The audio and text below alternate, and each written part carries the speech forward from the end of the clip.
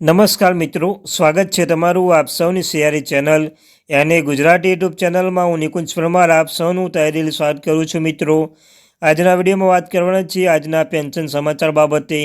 હોળી પહેલાં રાજ્ય સરકારે તેમજ કેન્દ્ર સરકારના પેન્શનો અને સરકારી નોકરિયાતોને આપશે મોટી ભેટ.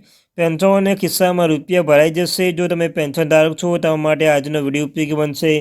વિડીયો શરૂ કર્યા પહેલાં ચેનલમાં નવા છો ચેનલ સબસ્ક્રાઈબ કરી લો, વિડીયોને લાઇક કરી લો. તમે ચેનલ પર સરકારી કર્મચારી, નિવૃત્ત કર્મચારી, પેન્શનધારક બાબતે પગાર, પેન્શન, ડીઆર, એચઆરએ અન્યથા કોઈપણ અપડેટ આવી હરેક અપડેટ આપણી ચેનલ પર કરવામાં આવશે. તો આપણી આ ચેનલને એટલે કે મિત્રો એને ગુજરાતી યુટ્યુબ ચેનલને સબસ્ક્રાઈબ કરીને બેલ આઇકન બટન દબાવવાનું ભૂલશો નહીં. તમે રોજના તમને આવી માહિતી આપણી ચેનલ પર કરવામાં આવશે તો ચેનલને સબસ્ક્રાઈબ કરવાનું ભૂલશો નહીં.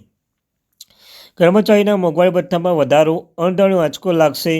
જે મોંઘવારી ભથ્થામાં વધારો છે તેમને એક જ ઝટકામાં ભથ્થામાં અવસનીય 7% વધારો કરી આ વધારો રજૂ કર્યો છે.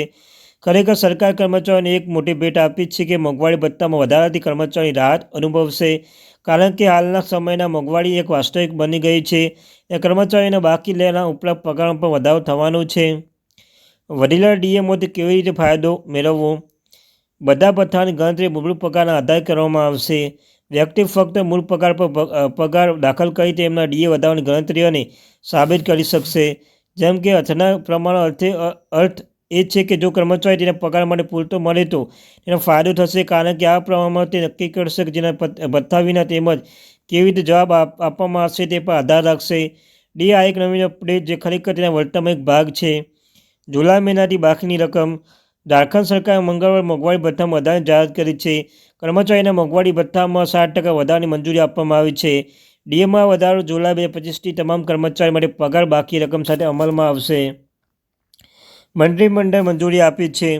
હાલમાં એવું લાગે છે કે બધા કર્મચારી તેમના મૂળ પગાર છતાં કેન્દ્રીય પગાર પર ચિંતા રાખવામાં આવશે. કેન્દ્રીય કર્મચારી હવે પગારમાં 246% મળશે. અગાઉ તે 269% હતું. મુખ્યમંત્રી હેમંત સોરેનની અધ્યક્ષતામાં બેરેલી કેબિનેટ બેઠકમાં પ્રસ્તાવને મંજૂરી આપવામાં આવી છે. કેન્દ્ર સરકારે ટૂંક સમયમાં જાહેરાત પણ કરી શકે છે.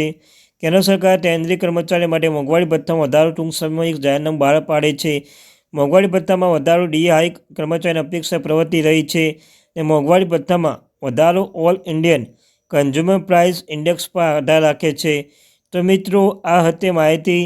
Thank you very much. Any Gujarati YouTube channel subscribe કરી લો, વિડીયોને લાઇક કરી લો, બેલ આઇકન બટન દબાવી લો, બાજુમાં દર્શાવ્યું છે. તો થેન્ક યુ વેરી મચ મિત્રો, વોચિંગ માય વિડીયો.